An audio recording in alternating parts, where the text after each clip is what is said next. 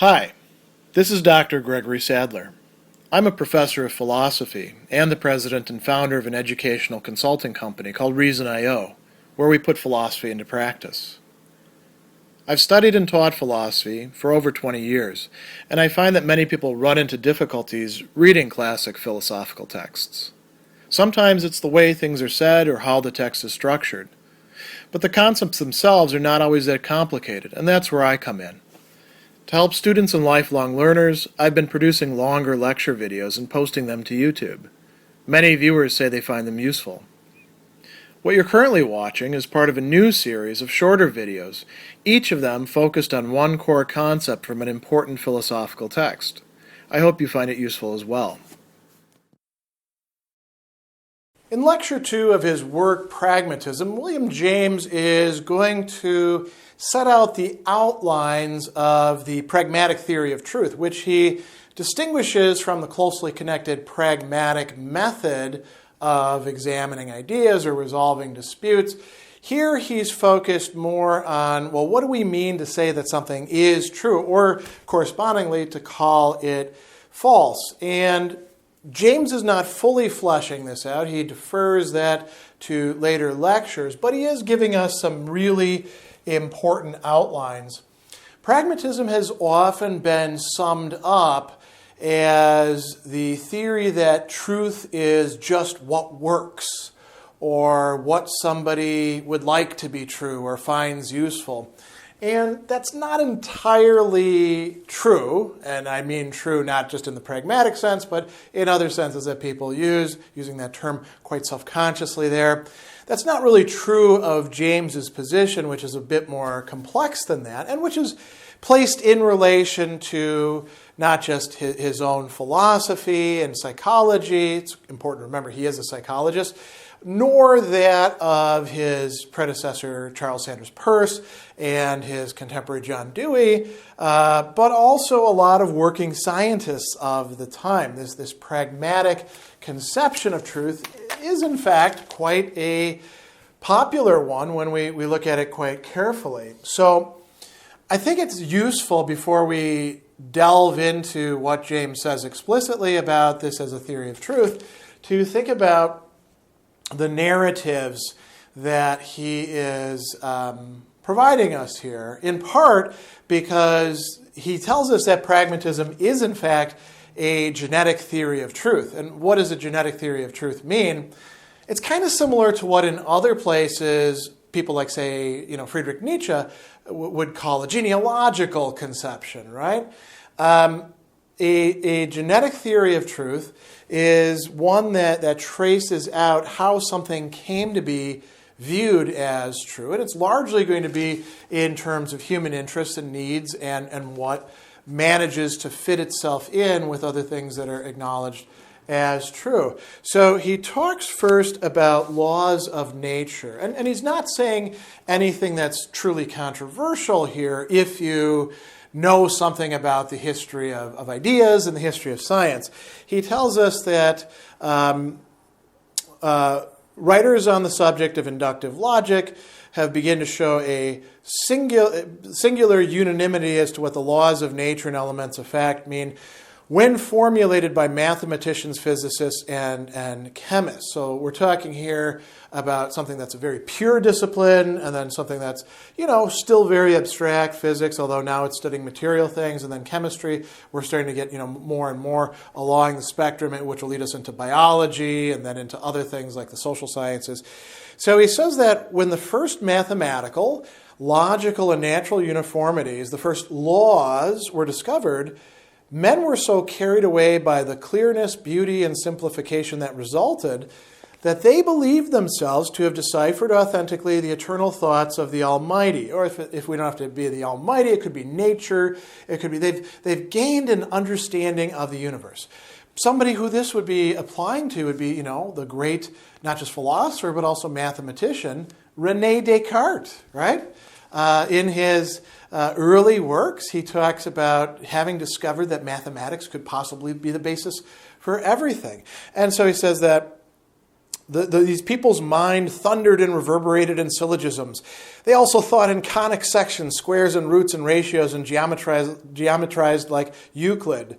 He made Kepler's laws for the planets to follow. He made velocity increase proportionally to the time in falling bodies. And we can go on and on and on. He's giving all these great examples. He thought the archetypes of all things and devised their variations. And when we rediscover any one of these wondrous institutions, we seize his mind, the divine mind, in its very literal intention, or nature, or the cosmos, or whatever we want it to be. And that is, in fact, a picture of the sciences that I think a lot of people still have today, because a lot of people love the sciences with a certain sort of superstition. They don't actually know much about science. They've learned some things in their science classes in high school, and from reading Wikipedia or Less Wrong, or pick whatever other site you want. And these are the people who are science, logic, reason, constantly bombarding you with appeals to those sort of things. But if we actually look at the history of the development of science, and we read people who were scientists and express their own thoughts about what they were doing, turns out the story takes a different turn.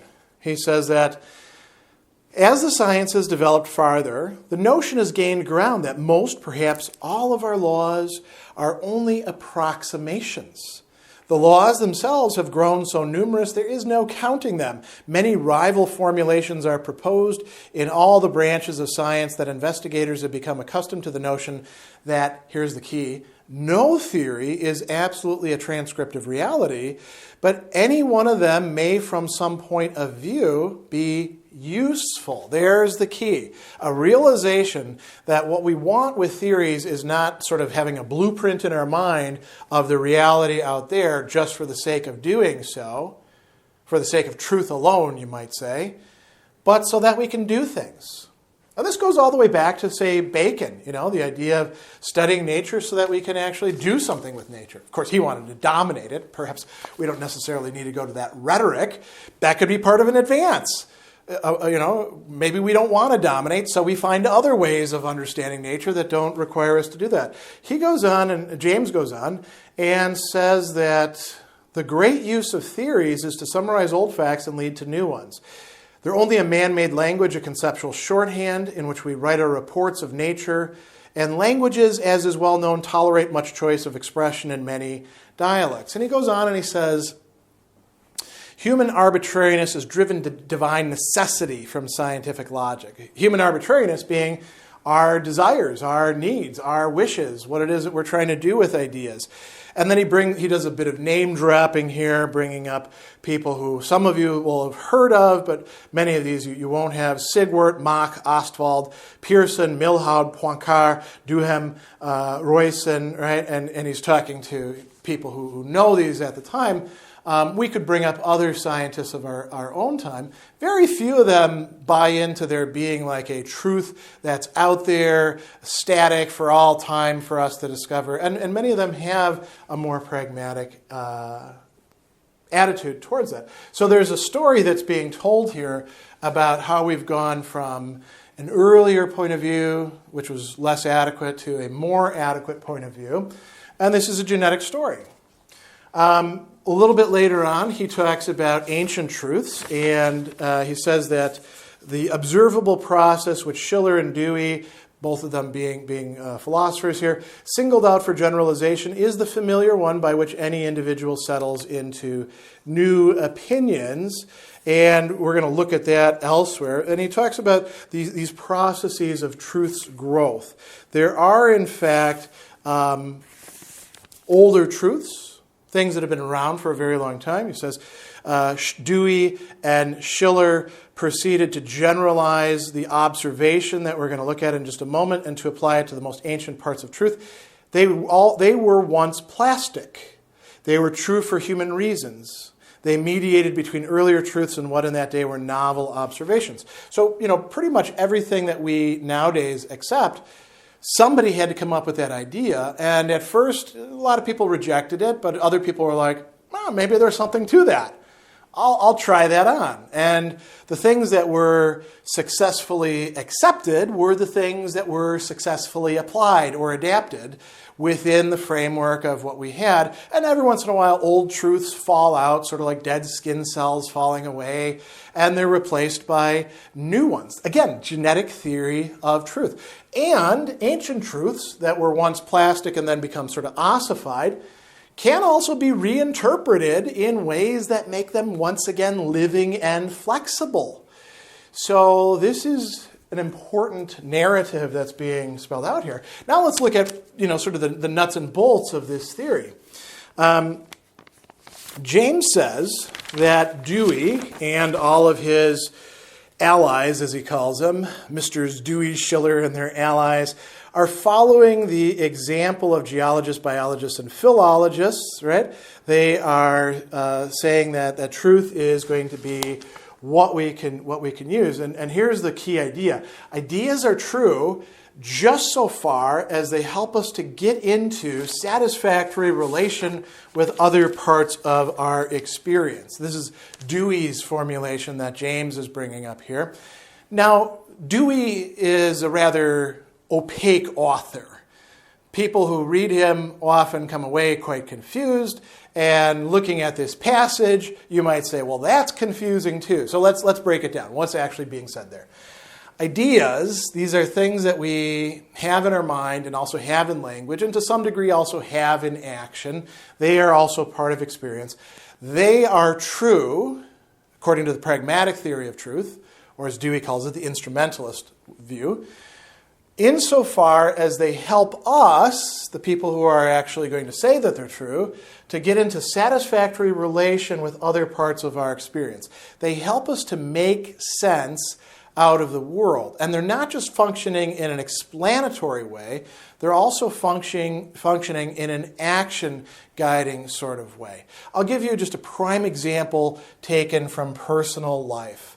I come in, from teaching, and I find that the dog is, instead of laying by the door waiting for me to come in, is lying on her side, panting and moaning.